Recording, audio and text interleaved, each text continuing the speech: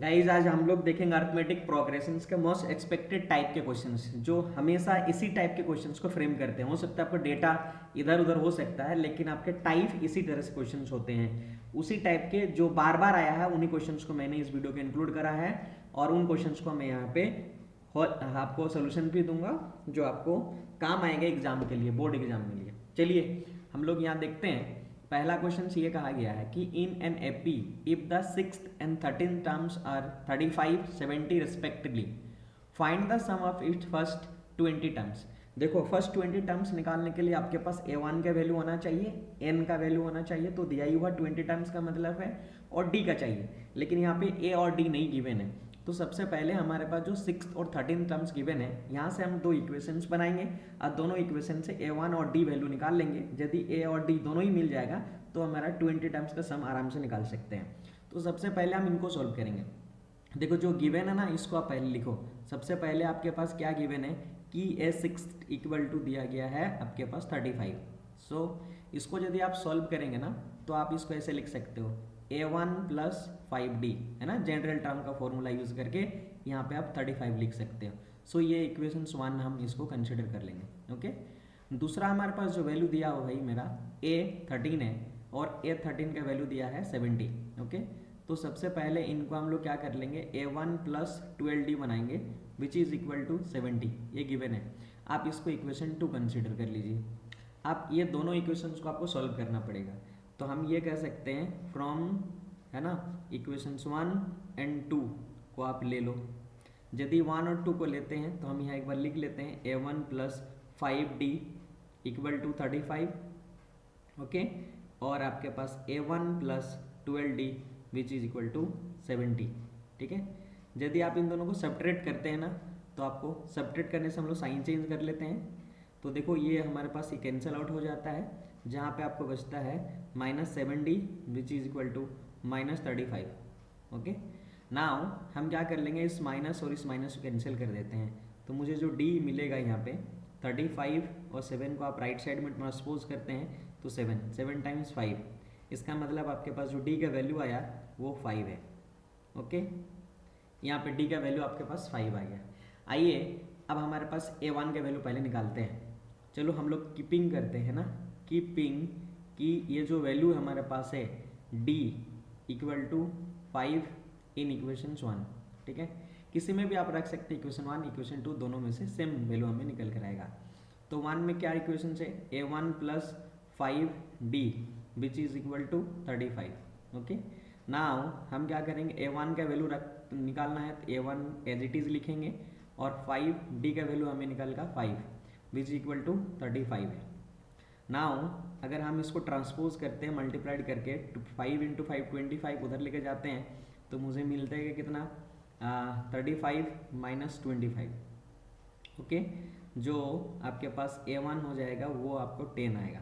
तो आपके पास दो वैल्यू आ गया, a1 का वैल्यू आपके पास 10 और d का वैल्यू आपके पास 5। अब आप आराम से निकाल सकते हैं सम ऑफ 20 टर्म्स। यदि सम ऑफ 20 टर्म्स निकालेंगे यानी S20 चाहिए आपको, और S20 का फॉर्मूला होता है n/2, और आपके पास फॉर्मूला होगा 2a1 प्लस हमारे पास n-1 इंटू डी। अब हम लोग सारे वैल्यूज हमारे पास है इनको पुट कर देंगे। जैसे n का वैल्यू 20 है ना, तो हम लोग यहाँ 20 डिवाइडेड 2 रखेंगे। उसके बाद हमने निकाला 2 इंटू a1 का वैल्यू कितना है 10, तो हम लोग 10 पुट करेंगे। n कितना है 20, तो 20 माइनस 1 19, और d के वैल्यू हमारे पास कितने 5। तो हमारे इस प्रकार सारे वैल्यूज़ यहाँ पे पुट कर दिए। अब आइए हम इसको सिंप्लीफाइड करते हैं। यदि आप इसको सिंप्लीफाइड करेंगे तो आगे पाएंगे ये 2 से कैंसिल आउट करते हैं, मुझे 10 मिलेगी। सो यहाँ पे 10, और 10 टाइम्स 2 20 हो जाएगा, और 19 टाइम्स 5। ओके, 5 9 जा 45, 5 5 1 जा 5 प्लस 4 9 95। ओके, सो पहले सम करिए, ब्रैकेट का काम है 20 और 20 प्लस 95 आपके पास 115 ये आपके पास आ गया। इसको आप अगर मल्टीप्लाइड करते हैं 115 और 10 तो आपके पास आंसर क्या आ जाएंगे 1150। ये है, इसी टाइप के क्वेश्चंस आपको बनते हैं। देखिए यहाँ पे 2-3 कॉन्सेप्ट आपका इस्तेमाल किया गया। पहले आपको A1 का वैल्यू निकालना सीखा, D निकालने सीखना पड़ेगा, तब आप निकालना पड़ेगा। तो आपको जो वैल्यूज़ पहले है उसको देखिए और जो नहीं है उसको आप फाइंड आउट करिए, उसके बाद आप आगे फर्दर सॉल्यूशन करिए।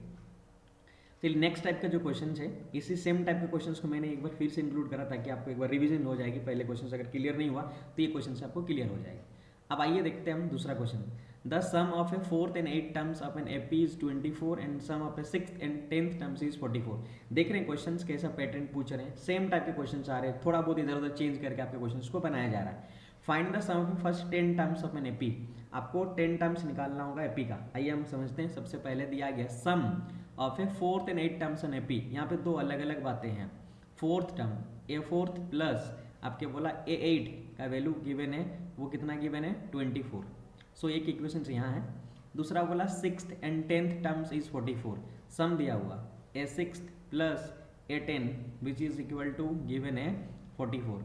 यहाँ से हम दो इक्वेशंस बनाएंगे और दोनों इक्वेशन से A और D के वैल्यू पहले पता कर लेंगे, फिर हम फर्स्ट 10 टर्म्स निकाल सकते हैं। तो देखो मेरे इक्वेशन बेस्ड क्वेश्चंस बन रहे हैं। सबसे पहले A4 को आप ऐसे लिखो, जनरल टर्म के फॉर्म में रिप्रेजेंट करेंगे, जिससे हमारा A1 प्लस 3D। और यदि आप A8 को लिखना चाहोगे जनरल टर्म में तो A1 plus 7D which is equal to 24। Now आप इसको सिंप्लीफाइड करिए। A1 प्लस A1 कितना हो गया 2A1, okay. 3D plus 7D ये हमारे पास बन जाएंगे 10D which is equal to 24। Now अब आप क्या करो, हम यहाँ पे 2 कॉमन ले लेते हैं। यदि आप 2 कॉमन ले लेंगे तो आपके पास बचेगा A1 प्लस आपके पास 5D। मैं सिंप्लीफाइड कर रहा हूँ, छोटा से छोटा बना रहा हूँ ताकि आसान हो जाएगा। इस 2 को आप ट्रांसपोज कर देंगे राइट साइड में तो आपके A1 plus 5D which is equal to आपके पास 24 डिवाइडेड 2। इसको सॉल्व करते हैं, मुझे मिलता है 12। सो आपके पास एक इक्वेशन हो गया A1 plus 5D which is equal to 12, जो कि आप इक्वेशन 1 इसको आप रख सकते हो ना। अब दूसरा जो हमारे पास है ना, उसको भी हम लोग यहाँ पे क्या करेंगे A1 प्लस 5D, ओके। और इसको हम लोग लिख सकते हैं A1 plus 9D which is equal to 44। Now हम सिंप्लीफाइड करते हैं A1 plus A1 2A1, okay. 5D plus 9 ये हमारे पास 14D which is equal to 44। Now हमने क्या करा है 2 को हम कॉमन ले लेते हैं तो बचेगा हमारा A1 plus 7D which is equal to 44। अभी आप 2 को साइड ट्रांसपोज करते हैं, मुझे तो मिलता है 1 plus 7D which is equal to 44 divided 2 और 44 divided 2 which is equal to 22। Now आपके पास एक इक्वेशंस मिल गया A1 plus 7D which is equal to 22, जो कि मैं इसको इक्वेशन 2 नाम रखता हूँ, okay. So from equations 1 and 2 हम सॉल्व करेंगे। सो फ्रॉम इक्वेशंस 1 एंड 2, ठीक है, क्या मिलेगा मुझे A1 का वैल्यू है A1 plus 5D which is equal to 12 और आपके पास A1 plus 7D which is equal to 22। Now हम माइनस कर लेते हैं, इसको साइन चेंज कर लेंगे तो ये कैंसिल आउट हो जाएगी। 7 में से 5 माइनस करेंगे तो हमारे पास 2 minus 2D which equal to 22 में से अगर हम 12 माइनस करेंगे तो minus 10, okay. So minus minus cancel out हो जाएगा तो D इक्वल टू आपके पास कितना बनेगा 10 डिवाइडेड 2 और 10 डिवाइडेड 2 दैट मीन 5। सो आपके पास जो D के वैल्यू आ गया वो कितना आ गया 5। एक तो आपके पास जो D के वैल्यू मिल गया। आप एक काम करो, आप पहले A निकालो, कोई भी एक इक्वेशन में 5 को रख दीजिए। जैसे मेरा पहला इक्वेशन से A1 plus 5D which is equal to 12, okay. तो हमारा A1 का वैल्यू कितना है, A1 का वैल्यू निकालने के लिए हमने D का वैल्यू यहाँ पुट करेंगे 5 into 5 which equal to 12, okay. Now A1 equal to 12 minus 10 which is equal to 2। तो आपके पास A1 भी वैल्यू आ गया, ओके। सो आपके पास इन हैंड A1 का वैल्यू आपके पास 2 और D का वैल्यू आपके पास कितना 5। बोला कि first 10 terms that mean N का वैल्यू आपके पास 10 है।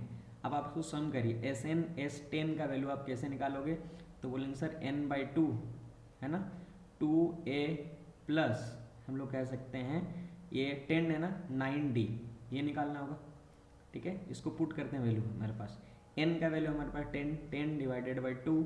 अब आप क्या करो 2 इंटू A1 का वैल्यू आपके पास 2 प्लस 9 इंटू डी का वैल्यू आपके पास कितना 5। ओके, ना हम सिंप्लीफाइड करते हैं, 2 से कैंसल आउट कर लेंगे 5, सो 5 हो जाएगा और ब्रैकेट के अंदर में बचेगा आपके 2 इंटू 2 4 और 9 5 जो 45, सो यहाँ पर आप 45 लिख लो।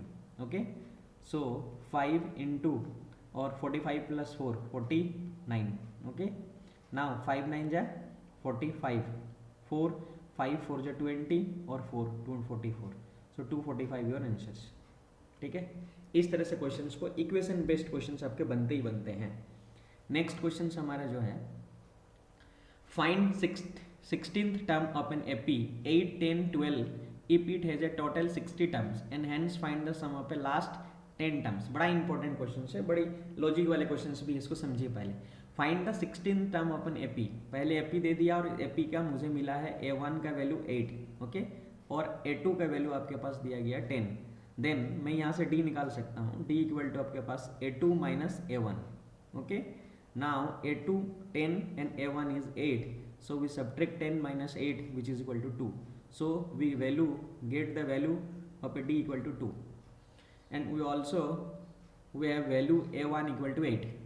Now it has a 60 terms, that means given n equal to 60, okay, n equal to 60 निकालना है। सबसे पहले हम लोग A60 लिखेंगे और A60 का फॉर्मूला जनरल टर्म के फॉर्म में आप लिख सकते हैं A1 plus 59D 59D।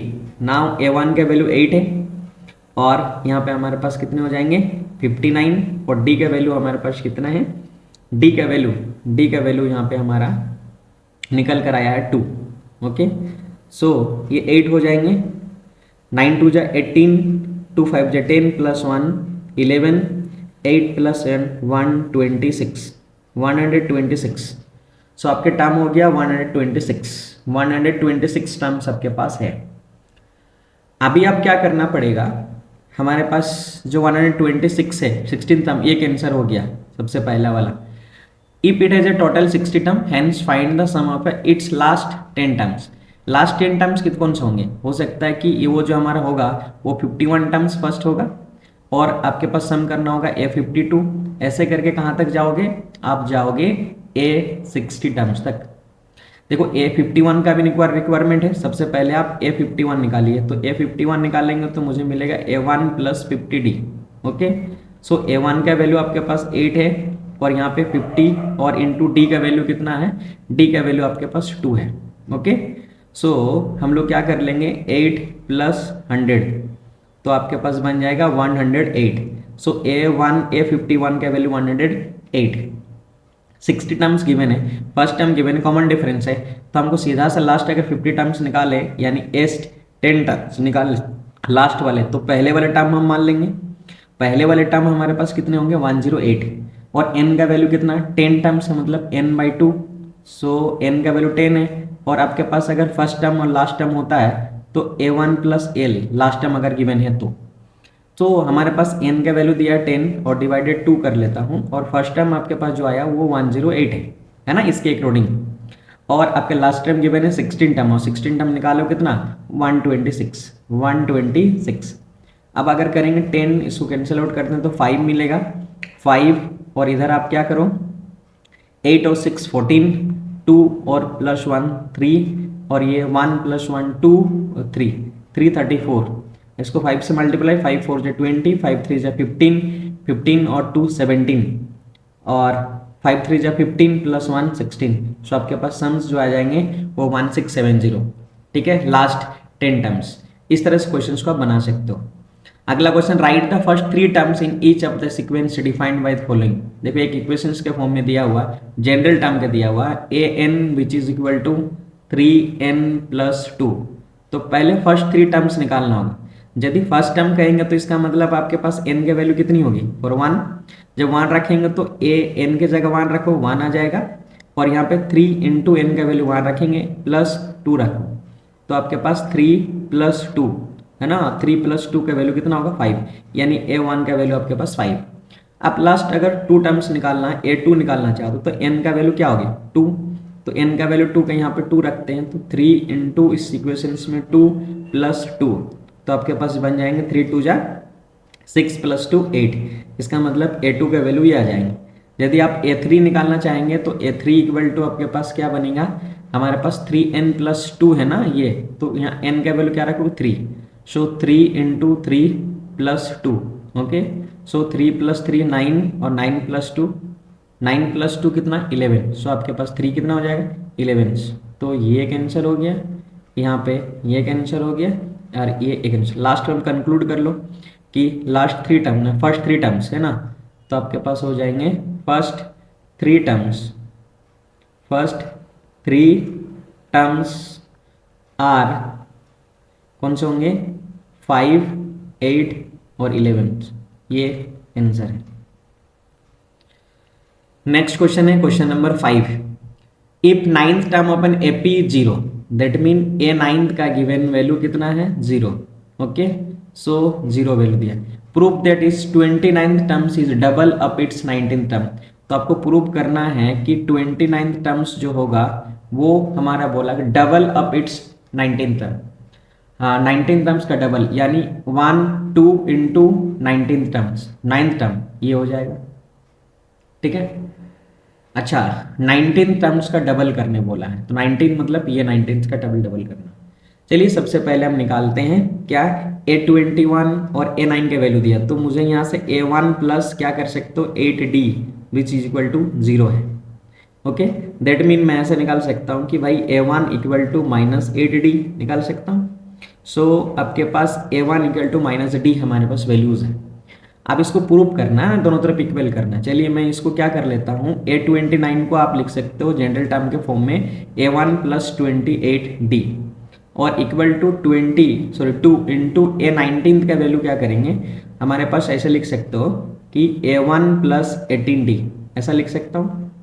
Now आप एक काम करो, हम A1 के वैल्यू -8D रख लेते हैं, चलिए -8D रख लेता हूँ और प्लस ये 28D मैंने लिख दिया, और 2 है A1 की जगह फिर से मैंने -8D कंसीडर करा और ये मेरा 18D है इस इक्वेशन में। अब आप इसको सिंप्लीफाइड करोगे -8D और 20D, तो आपके पास बन जाएंगे 20D, ओके। और यहाँ पे क्या करेंगे -8D और 18 फिर माइनस करते हो तो आपको मिलता है 10D, सो 2 × आपके पास 10। आप यहाँ से D इक्वल टू क्या कर लेंगे 2 × 10 और डिवाइडेड आपके पास 20 कैंसिल आउट हो जाएंगे, तो D का वैल्यू आपके पास कितना आ जाएगा 1, सो D का वैल्यू 1 आ गया।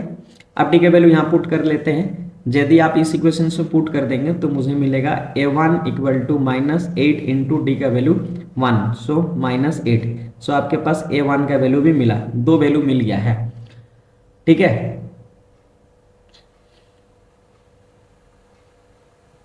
आपको प्रूफ करना है, चलिए 19 टर्म वैल्यू निकाल लेते हैं। सर ये हम लोग A19 टर्म अगर निकालेंगे तो आपके पास A1 + 18D आएगा, ओके। सो यहाँ पे A1 का वैल्यू कितना गिवन है, A1 का वैल्यू -8 और प्लस 18 × D और D का वैल्यू कितना निकालो 1, सो -8 और plus 18 which is equal to 10, तो आपके पास A19 10th है। अब आती है A29 निकालते हैं, सॉरी A29 निकालेंगे तो आपके पास क्या हो जाएंगे A1 + 28D, ओके। सो A1 का वैल्यू आपके पास -8 है और 28 × क्या करेंगे D का वैल्यू लेंगे 1, सो आपके पास -8 + 28 है ना, विच इज इक्वल टू कितना, ये आ गया 20। तो आपको बोला गया है कि A29 इक्वल टू आपके पास क्या होना चाहिए, आपके पास 2 × A19 टर्म, और हो तो रहा A29 20 है और आपके पास 2 × 19 टर्म कितना 10, which is LHS equal to RHS 20 equal to 20, ये हमारे प्रूफ। नेक्स्ट क्वेश्चन हमारे पास है, बड़ा इंपॉर्टेंट क्वेश्चन है और ऐसे टाइप के क्वेश्चन आपको बनेंगे ही बनेंगे, ठीक है। सबसे पहले हम क्वेश्चन को सॉल्व करने से पहले इसके कुछ कॉन्सेप्ट है उनको हमको समझना पड़ेगा और उसके बाद ऐसे क्वेश्चंस को सॉल्व करोगे तो आसान होंगे। ये क्वेश्चंस के टाइप और भी इसके डेटा बदल सकते हैं लेकिन टाइप आपके ऐसे ही होंगे। सबसे पहले क्वेश्चन क्या, find the sum of all multiple of 7 lying between 500 and 900। इसका मतलब हुए सारे नंबर का आपको सम निकालना होगा जो 7 के मल्टीपल्स होंगे लेकिन 500 और 900 के बीच का। तो सबसे पहले आपको ढूंढना पड़ेगा ना 500 से कौन सा वो बड़ा नंबर है जो 7 का मल्टीपल है, और 900 से लास्ट वाला सबसे छोटा नंबर कौन सा है 900 के जस्ट बिलो जो 7 से मल्टीपल है। तो आप ऐसे को पता करने के लिए ना सबसे पहले आपको ये 500 से कितने बड़ा है इससे पता करने के पहले 7 से आपको डिवाइड करना पड़ेगा 500 को। तो 7 से 500 को डिवाइड करिए, तो 7 टाइम्स 7 आपके पास कितने हो गए 49। ओके, बचा 1 10 हो गया। 7 टाइम्स 1 7 कर लेते हैं, बच गया आपको 3। इसका मतलब है 507 का मल्टीपल्स तभी हो सकते हैं जब 500 से 3 कम कर देंगे। ये रिमाइंडर बच गया, क्या मतलब क्या है कि 3 ज्यादा है 500 में, 7 से डिविजिबल है। यदि इस 3 में यदि मैं 4 और ऐड कर देता हूं तो मेरे पास कितना बचेंगे 7। तो जो 500 है 500 पे अगर 4 ऐड कर देते हो तो वो नंबर जो है वो 7 से डिविजिबल है, क्योंकि 3 रिमाइंडर है। यदि एक और आपके पास 4 ऐड कर दिया जाते तो 7 बचता, 7 तो डिवाइड होता। तो हम लोग पहला टर्म ये पता चल गया कि 500 से बड़ा कौन सा नंबर है जो आपको क्या कर रहा है डिविजिबल होगा। तो 500 नहीं है, 500 से 3 कम है, और 500 3 कम का मतलब 497 है। तो अगला वाला 500 का 7 अगर और मल्टीपल करना पड़ेगा तो 7 एक और करिए मल्टीपल, 7 मल्टीप्लाई कर ऐड करिए तो ये कितना हो गया 4, ये 10, 504। तो वो नंबर है जो आपके पास डिविजिबल है, पहला नंबर 504। सो आपके पास जो यहाँ पे मिल गया है जो 500 और 900 के बीच नंबर होगी वो नंबर होगा 504। 7 को फिर से ऐड कर दो तो फिर डिवाइडेड होगा, तो फिर आपके 7 डिवाइड करेंगे तो कितना होगा 11, तो 511 वो नंबर होगी। फिर 7 ऐड कर देंगे तो आपके पास 500 कितने बनेंगे, ये 18 बन जाएंगे।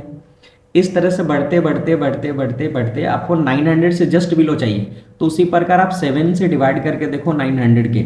तो अगर आप करते हैं 7 1 जा 7 तो बच गया आपके पास 2 यानी 20। 7 टाइम्स 2 कितना बच गया 14 यानी बच गया 6। ये जीरो लाना, 7 टाइम्स 8 कितना 56, 56 और 56 4, मतलब 4 रिमाइंडर, 4 ज़्यादा है 900 से, है ना। तो 4 कम कर दिया जाए 900 से, 4 अगर कम कर देंगे तो 896, तो लास्ट वाला नंबर आपको मिल गया है। ठीक है, तो सबसे पहले पता करिए ऐसे कितने टर्म्स है 504 से लेकर 896, पहले कितने टर्म्स है तब ना निकाल पाओगे सम आप। तो n टर्म्स निकालना होगा, तो हम बोल देते हैं कि ये सर हमारा जनरल टर्म है ना, वो nवा टर्म हमारे पास कितना 896 है। ओके, सो 896 यदि होगा तो इसको जनरल टर्म में a1 plus n minus 1 into D which is equal to 896 कर सकता हूँ मैं। आप यहाँ पे क्या कर लो, आप a1 का वैल्यू जो है ना वो 504 है, यहाँ रख लेते हैं, प्लस n माइनस 1, n का वैल्यू तो निकालना चाह रहे हो, d का वैल्यू देखो 7 का है ना, कितना 7 which is equal to 896। Now आप एक काम कर लो, n माइनस 1 और ये 7 को मल्टीपल के फॉर्म में मत चेंज करो, इसको आप ले जाओ 896 माइनस 504, इसको आप माइनस कर लो पहले, n माइनस 1 इंटू 7 रख लेते हैं, 6 में से 4 2 हो गया, 9 में से 0 तो आपके पास 9 आ जाएंगे, और 8 में से 5 तो आपके पास 392। चलिए n माइनस 1 निकाल लेता हूँ मैं, यदि n माइनस 1 निकाल लेंगे तो हमारे पास जो 392 डिवाइडेड 7 टाइम्स 7 आपके पास बन जाएंगे 35, बचा 4 तो 42 हो गया, 7 टाइम्स 6 42। सो आपके पास जो वैल्यू निकल कर आया भाई मेरा वो कितना आया n माइनस 1 इक्वल टू 76। तो n इक्वल टू कितने हो जाएंगे 76 प्लस 1, n का वैल्यू हो जाएंगे 77। सो आपके पास n का जो वैल्यू हुआ वो 77 आया। n टर्म्स आपको पता चला है 77 टर्म्स है जो 7 से मल्टीपल्स हैं 504 और 896 के में। अब आपके n के टर्म्स है a1 के वैल्यू है, d का वैल्यू है, आप आराम से निकाल सकते हो इनके बाद, लेकिन आपके पास लास्ट टर्म जब गिवन होता है ना तो आसान हो जाता है। तो आपके पास n77 मतलब s77 निकालने के लिए n/2, n कितना है आपके पास 77/2 फॉर्मूला डायरेक्ट a1 का 4 हमारे पास कितने 504 प्लस हम लास्ट टर्म को डबल लिख देते हैं 896, है ना। अब इसको आप करो 7 को आप करते हैं छोटा करेंगे तो आपके पास कितने हो जाएंगे, छोड़िए उसको मैं बाद में कैंसिल आउट पूरे एग्जैक्टली नहीं कर रहा है इसलिए इधर पहले सम कर लेता हूँ। 4 + 6 कितने 4 + 6 10, 9 था वो 10 हो गया, 8 + 13 8 + 4 8 + 5 13 और एक 14, सो 1400 हो गया। 2 से कैवन कर दिया तो 700। अब इसको करिए मल्टीप्लाइड, 7 टाइम्स 7 49, 7 7 जा 49 और 4 49 4 49 और 4 53, तो आपके पास कितने बनेंगे 53 और 00, इतना आपके पास सम्स आ जाएंगे। आप आइए लास्ट हम लोग क्वेश्चन 17 करते हैं। अच्छा मैंने बना ही लिया है तो यहाँ आप देख ही लेते हो। First 6 terms of an AP is 42, the ratio of 10th and terms and 13 terms an AP is 1:3, find the first term of an AP. आप इसको निकालो। देखो सबसे पहले S6 42 दिया है ना, ये दिया हो फर्स्ट 6 टर्म्स का 42, मैंने फॉर्मूला पुट करा यहाँ पे n/2 2 n - 1 × d = 42। Now 3 into हम क्या करें 2(1a + 5a = 42। अब ये मैंने यहाँ पे सॉल्व करा 5 + 2 7, 7 टाइम्स 3 21 1 = 42, यहाँ से a1 का वैल्यू निकला मेरा 2। अब हमारा रेशियो दिया हुआ बोला गया कि a10 और a13 का रेशियो 1/3 है। a10 को मैंने जनरल टर्म के फॉर्म में लिखा और जो 13 टर्म है उसको जनरल टर्म के फॉर्म में मिला। इसको मैंने क्रॉस मल्टीप्लाइड करा, क्रॉस मल्टीप्लाइड किए, फिर इसको ट्रांसपोज किए, जहाँ पे हमको d का वैल्यू निकला कितना a1 = d, यानी a1 का जितना वैल्यू वही d है, तो a1 का वैल्यू 2 है और d का वैल्यू भी हमारा क्या हो गया 2 है।